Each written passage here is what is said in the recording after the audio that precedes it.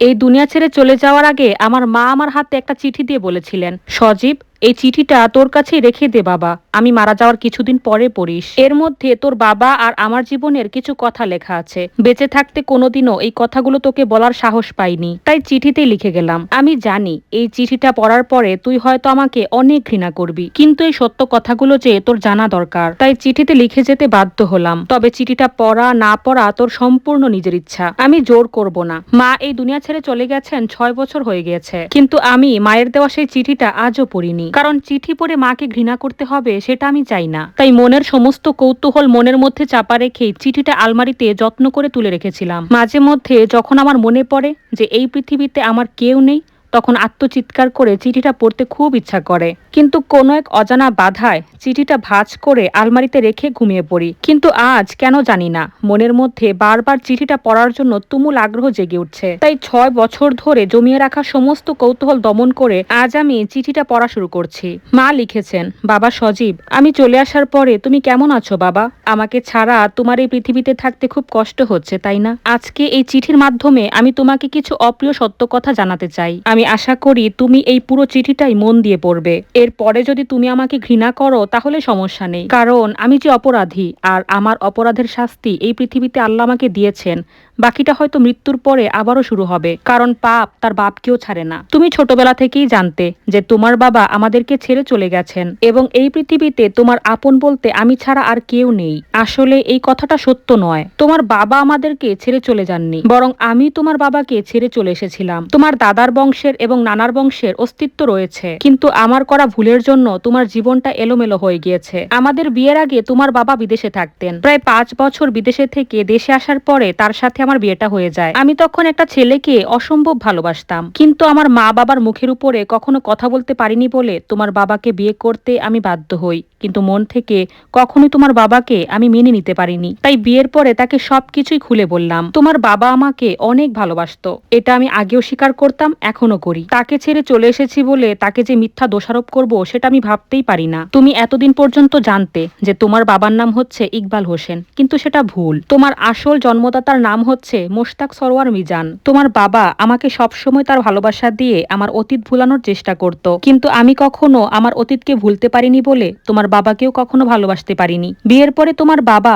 6 মাসের মতো বাংলাদেশে ছিলেন, আর তখনই তুমি আমার গর্ভে চলে এসেছিলে। তোমার জন্মের আগমনী বার্তা তোমার বাবা দেশে থাকতেই শুনে গিয়েছিলেন, কিন্তু আমি তখন তোমাকে জন্ম দিতে চাইনি, কারণ আমার মনের মধ্যে যে তখনও অন্য কারো বসবাস। তাই আমি কখনোই তোমার বাবা মিজানের সন্তানের জননী হতে চাইনি, কিন্তু তোমার বাবা ইচ্ছে করেই তোমাকে এই পৃথিবীতে আনার জন্য অনেক বেশি আগ্রহ দেখিয়েছিলেন, কারণ তার ধারণা ছিল একবার যদি আমি তার সন্তানের মা হয়ে যাই তাহলে আমি স্বাভাবিকভাবেই ধীরে ধীরে তার সংসারে মন বসিয়ে ফেলতে পারবো। কিন্তু আমি কিছুতেই আর স্বাভাবিক হতে পারিনি। তোমার জন্ম হয়েছিল তোমার দাদার বাড়িতেই। তোমার দাদি তখনও বেঁচে ছিল, কিন্তু তোমার দাদা ছিলেন কবরবাসী। আমি তোমাকে নষ্ট করার জন্য হাজারো চেষ্টা করেছিলাম, কিন্তু উপরওয়ালার দৃঢ় ইচ্ছা ছিল তোমাকে তিনি যেভাবেই হোক দুনিয়াতে পাঠাবেনই। তাই এত এত ওষুধ আর ইনজেকশনেও কোনো কাজ হলো না। তবে তুমি জন্মের পরে আমি তোমাকে দেখে অনেক খুশি হয়েছিলাম। প্রথমে ভেবেছিলাম আমি তোমাকে তোমার দাদির কাছে ফেলে রেখে আমার ভালোবাসার মানুষটার কাছে চলে যাব, কিন্তু তোমার মুখের দিকে তাকিয়ে সেটা আর করতে পারিনি। তোমার বয়স যখন 13 মাস তখন আমি তোমাকে সাথে নিয়ে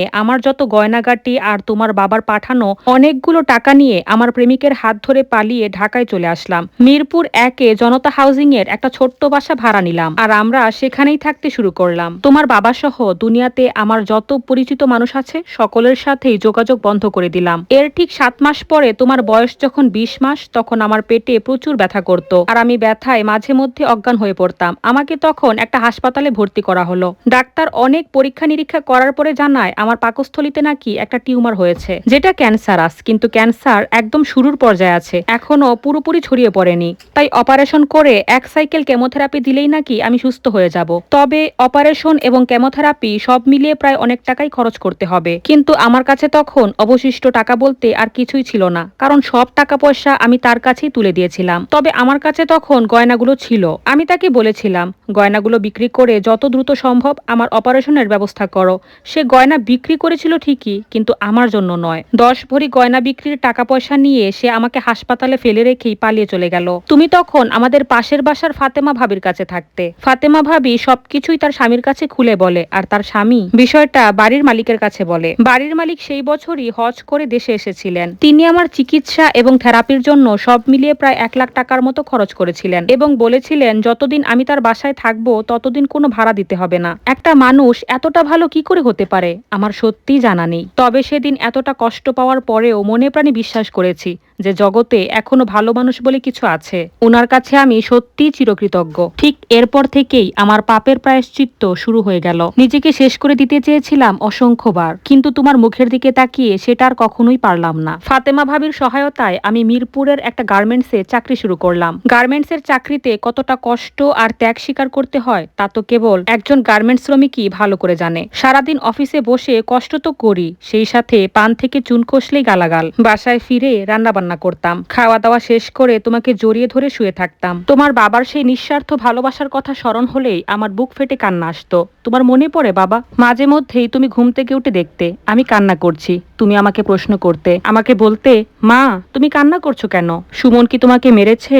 সুমন ছিল ফাতেমা ভাবির ছেলে। আমি অফিসে গেলে সুমন তোমাকে মারতো আর তুমি অনেক কান্না করতে। তাই আমি কখনো কান্না করলে তুমি মনে মনে ভাবতে হয়তো সুমনই আমাকে মেরেছে। আস্তে আস্তে কান্না করতে করতে আমার চোখের নোনা পানি শুকিয়ে গেল। তুমি বড় হয়ে যাওয়ার পরে আমি আর আগের মতো কান্না করতে পারতাম না। কলোনির সবাই যখন তাদের বাবার আদর পেত, তুমি তোমার বাবার কথা বারবার জানতে চাইতে। কলোনির সবাই জানতো যে তোমার বাবা হচ্ছে ইকবাল হোসেন, কিন্তু কথাটা মিথ্যা। ও তোমাকে তো বলাই হয়নি। আমি যার সাথে পালিয়ে ঢাকায় চলে এসেছিলাম তার নাম ছিল ইকবাল হোসেন। তোমাকে একদম শিশুকালে নিয়ে এসেছিলাম বলে সবাই জানতো যে তুমি ইকবালেরই সন্তান। তাই কলোনির সবাই এবং আমি এতদিন তোমাকে ভুল জানিয়ে এসেছি যে তোমার বাবা একজন বিশ্বাসঘাতক বেঈমান। কিন্তু আজকে আমি তোমার কাছে সত্যটা প্রকাশ করছি। তোমার জন্মদাতা পিতা বেঈমান ছিল না, বেঈমান ছিল সেই মানুষটা যাকে আমি মনে প্রাণে বিশ্বাস করে তোমার বাবাকে ঠকিয়েছিলাম। তুমি বড় হয়ে যখন মাঝে মধ্যে তোমার বাবাকে ঘৃণা করার কথা বলতে, তখন বারবার আমি বলতে চেয়েছিলাম যে তোমার বাবাকে ঘৃণা করো না, কারণ সে ফেরেশতার মতো মানুষ ছিল।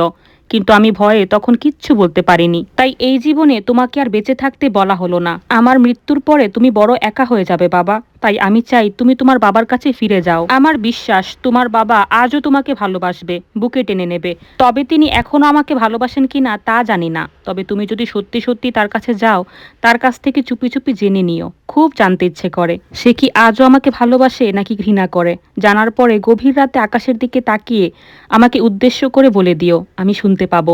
জেলা খুলনা, বাগেরহাট, থানা মডেলগঞ্জ, গ্রাম সূর্যমুখী, উত্তরপাড়া। সূর্যমুখী গ্রামের উত্তরপাড়ায় গিয়ে তোমার বাবার নাম বলে দিলে সবাই তোমাকে তার বাড়ি দেখিয়ে দিবে। বলবে তালুকদার বাড়ির মুশতাক সরোয়ার মিজানের বাড়ি যাব। বাজারের কাছে প্রাইমারি স্কুলের পাশ দিয়ে একটা রাস্তা, যে রাস্তা দিয়ে সামান্য ভেতরে প্রবেশ করলেই দেখবে ডান দিকে একটা সুন্দর দোতলা বাড়ি। তোমার বাবা বিদেশে যাওয়ার 3 বছর পরে টাকা পাঠিয়ে এই সুন্দর বাড়িটি করিয়েছেন। বাড়ির সামনের দিকে লাল রং করা আছে, তবে এত বছর পরে হয়তো খসে যেতে পারে, তাই হয়তো নতুন করে আবারও রং করিয়েছে। তোমার বাবার কাছে আমার সবকিছু খুলে বলবে। বলবে তাকে ছেড়ে চলে আসার পর থেকে মৃত্যুর আগ পর্যন্ত প্রতিনিয়ত আমি তার কাছে এবং আল্লাহর কাছে ক্ষমা চেয়েছি। আমি চাই যেদিন তুমি এই চিঠিটা পড়বে সেদিনই গ্রামের বাড়িতে চলে যাবে। ঠিকানাটা মনে রেখো, ভুলে যেও না আবার। ইতি তোমার আম্মু, ফারজানা কবিতা।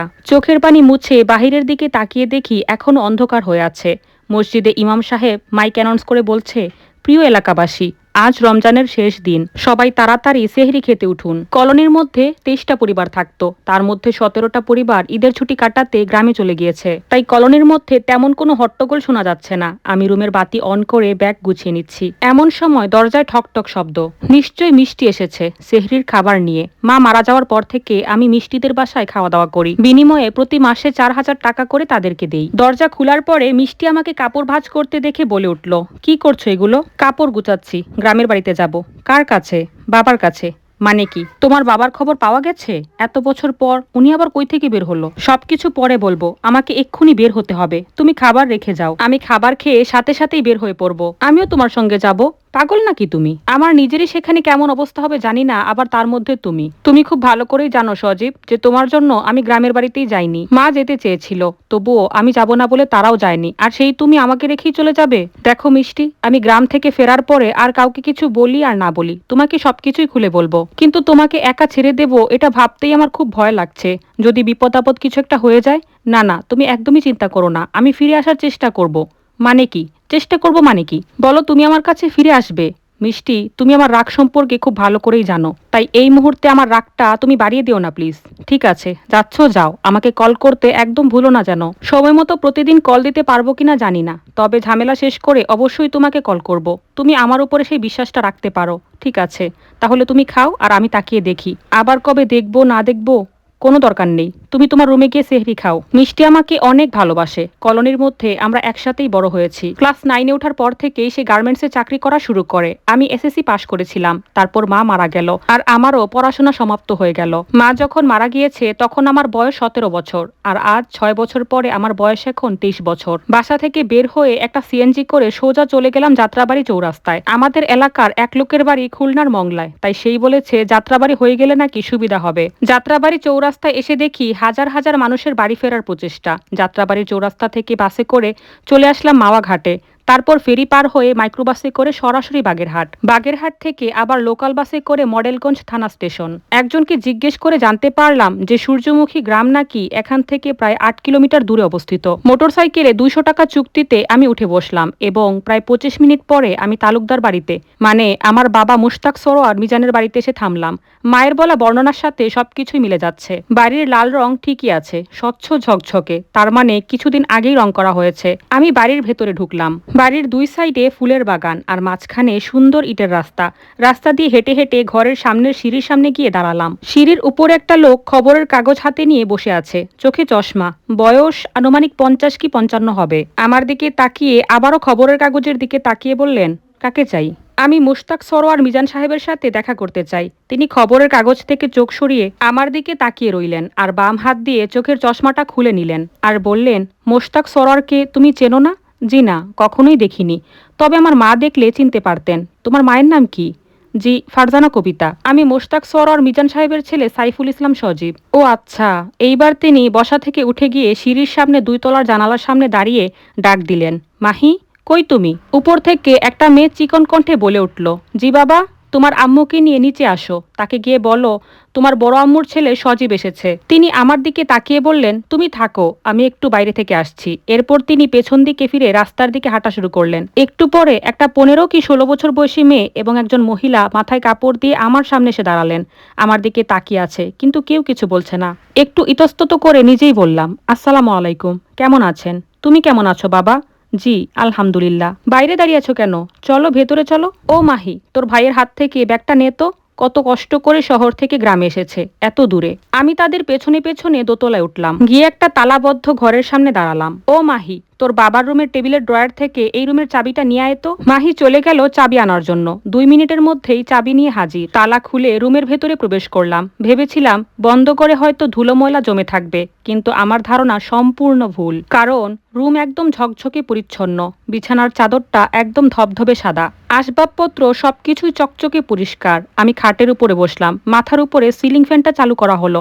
মহিলাটা আমার পাশে বসে বললেন, তুমি বিশ্রাম করো বাবা, কিছুক্ষণ বিশ্রাম করে তারপরে গোসল করো। আমি রান্নাঘরের দিকে যাচ্ছি, মাহি তোমার কাছাকাছিই আছে, কোনো কিছুর দরকার হলে ওকে বলবে। আমি তখন বললাম, আসলে আন্টি, আমি তো আগে কখনো এখানে আসিনি, তাই কাউকেই চিনি না। শোনো ছেলের কথা, আমি তোমার বাবার দ্বিতীয় স্ত্রী, মানে তোমার ছোট মা, আর ও হচ্ছে গিয়ে তোমার ছোট বোন মাহি। আর বাহিরে তোমার সাথে যে লোকের কথা এবং দেখা হয়েছে উনিই তোমার বাবা। আমি অবাক হলাম, বাবাকে চোখের সামনে দেখেও কিছুই বলতে পারিনি। আমাকে দেখে বাবা রাগ করেছেন নাকি খুশি হয়েছেন কিছুই বুঝতে পারিনি। বাবা দ্বিতীয় বিয়ে করে স্ত্রী সন্তান নিয়ে সুখে আছেন। অবশ্য এটাই তো হবার কথা ছিল। আমার মা নিজের ভুলের জন্য শাস্তি ভোগ করতে করতে এই পৃথিবী ছেড়ে চলে গেছেন, কিন্তু বাবা তো কোনো ভুল করেননি, তাই পুনরায় বিয়ে করে সুখী হবার অধিকার তার অবশ্যই আছে। ভাবছি রাতে বাবাকে জিজ্ঞেস করব আমার মাকে সে ক্ষমা করতে পেরেছে কিনা। তারপর গভীর রাতে বাড়ির ছাদে গিয়ে আকাশের দিকে তাকিয়ে মাকে জানিয়ে দেব। সৎ মা হলেও তার ব্যবহার আমার কাছে খুবই ভালো লেগেছে, যেটা সচরাচর দেখা যায় না। মাহি আমার ছোট বোন, ওর সম্পূর্ণ নামটা এখনো জানা হয়নি। আমার সাথে কথা বলতে সে বেশ সংকোচ বোধ করে। এত দূর থেকে এসেছি, শরীরটা খুবই ক্লান্ত লাগছে, ফ্রেশ হয়ে নামাজ আদায় করতে হবে। রুমটা খুব পছন্দ হয়েছে আমার। এতক্ষণ ধরে দেয়ালে তাকিয়ে দেখি আমার মা এবং বাবার ফ্রেমে বড় করে বাধাই করে রাখা একটা ছবি ঝুলছে। বাবার মুখটা খুবই হাসি হাসি, কিন্তু মায়ের মুখটা একেবারেই মলিন মনে হচ্ছে। ছবি তোলার সময় মা মনে মনে বাবাকে দূরে সরিয়ে রেখেছে। অনেকক্ষণ ধরে রুমের চারিদিকটাই তাকিয়ে রইলাম। রুমের দক্ষিণ এবং পশ্চিম দিকে দুইটা জানালা রুমের সৌন্দর্য অনেক গুণ বাড়িয়ে দিয়েছে। সেই সাথে ঘরে পর্যাপ্ত আলো বাতাসের চলাচলও। ইফতার করলাম, মাগরিবের নামাজ আদায় করলাম, কিন্তু এখনো বাবা আসলেন না। আগামীকাল ঈদের দিন, তাই বাইরে মানুষের বাজি ফোটানোর শব্দ শোনা যাচ্ছে। চাঁদ চাঁদ করে বাচ্চারা চিৎকার করে দৌড়াচ্ছে মনে হচ্ছে। ছোট মাকে জিজ্ঞেস করে জানলাম বাবা নাকি প্রত্যেক দিনই বাড়িতে ইফতার করতেন, কিন্তু আজকে হঠাৎ কেন যেন বাড়িতে এলেন না। আমি মনে মনে ভাবলাম, তবে কি আমার জন্য তিনি এরকম করলেন? তাহলে কি এই বাড়িতে এসে আমি ভুল করলাম? মনে মনে মায়ের স্মৃতি কল্পনা করতে করতে আমি ঘুমিয়ে পড়েছিলাম। মাহির ডাকে আমার ঘুম ভেঙে গেল। মাহি বলল, ভাইয়া, মা তোমার জন্য খাবার বেড়েছে, তোমাকে খেতে ডাকছেন। বললাম, বাবা এসেছেন? বলল, হ্যাঁ, বাবা খাবার টেবিলে বসে আছেন। আচ্ছা চলো তাহলে। খাবার টেবিলে মাহি আর আমি একসাথেই খেতে বসে পড়লাম। ছোট মা খাবার বেড়ে বেড়ে দিচ্ছেন। নানা ধরনের তরকারি রান্না করা হয়েছে। সবার প্রথমে আমার পাতে ইলিশ মাছের মাথা, পেটি আর ডিম দেওয়া হলো। আমি আমার মাথাটা নিচের দিকে রেখে আস্তে আস্তে খাবার খাচ্ছি। বাবা বলে উঠলেন, তারপর কি খবর তোমার? জি আলহামদুলিল্লাহ, ভালো। তা হঠাৎ কি মনে করে আমাদের বাড়িতে আসলে? তোমার তো এই বাড়িতে আসার কথা না। যে উদ্দেশ্য নিয়ে এই বাড়িতে এসেছো তা কিন্তু পরিষ্কার বোঝা যাচ্ছে। আমি এবার আমার ছোট মায়ের দিকে তাকিয়ে রইলাম। তিনিও আমার দিকে তাকিয়ে আবার বাবার দিকে তাকিয়ে রইলেন, কারণ বাবা পরবর্তীতে কি বলে সেটা জানার জন্য। বললাম, তেমন কোনো উদ্দেশ্য নেই, হঠাৎ করেই চলে এসেছি। বাগেরহাটে একটা কাজের জন্য এসেছিলাম, তাই ভাবলাম একটু ঘুরে যাই। ও আচ্ছা, তাই তো বলি, ফারজানার ছেলে হঠাৎ আমার বাড়িতে কি করে? ঈদের দিন মায়ের কাছে থাকতে মন চায় না? এবার আমার চোখ দুটো ঝাপসা হয়ে এলো। তাই কোনো রকমে নিজেকে সামলে নিয়ে বললাম, 6 বছর আগে আমার মা এই দুনিয়া ছেড়ে চলে গেছেন। বাবা বললেন, তোমার মা 6 বছর আগে মারা গিয়েছেন সেটা তো আমি জানি। আমি বললাম, দীর্ঘ 1 মাস রোজা রাখার পরে ঈদের দিন মায়ের কবরের কাছে তার সন্তানের যাওয়া উচিত ছিল। বাবার কথা শুনে আমি আকাশ থেকে পড়লাম। জি তা ছিল, কিন্তু আপনি আমার মায়ের মৃত্যুর সংবাদ জানেন? হ্যাঁ জানি। কেন, জানতে পারি না? জি পারেন। তাহলে আর কি। আচ্ছা, যে দরকারে এসেছো সে দরকারটা শেষ হলেই তো চলে যাবে মনে হয়, তাই না? জি, আমি কালই চলে যাব। বাবা হাত ধুয়ে উঠে চলে গেলেন। আমি 2 চামচ ডাল নিয়ে বাকি খাবারগুলো কোনো রকমে খেয়ে উঠে পড়লাম। রুমে গিয়ে আমি খাটে বসে খোলা জানালার বাইরের দিকে তাকিয়ে আছি। বাবার বলা প্রত্যেকটা কথা আমার কানে বাজতে লাগলো। আমি ক্ষণিকের জন্য এসে শুধু শুধু তাদের মধ্যে অশান্তি সৃষ্টি করেছি। ফসলের মাঠের মধ্যে আগাছা হয়ে ঢুকে গেলাম। কিন্তু বাবার কাছে মায়ের শেষ প্রশ্নটা তো করা হলো না। কিছুতেই প্রশ্নটা করার সাহস পাচ্ছি না। পরিস্থিতি আমাকে সেই সুযোগ করে দেয়নি। তবে যতটুকু বুঝতে পারছি ততটুকুই বা কম কিসের। আমি যত দ্রুত সম্ভব এখান থেকে চলে যাব।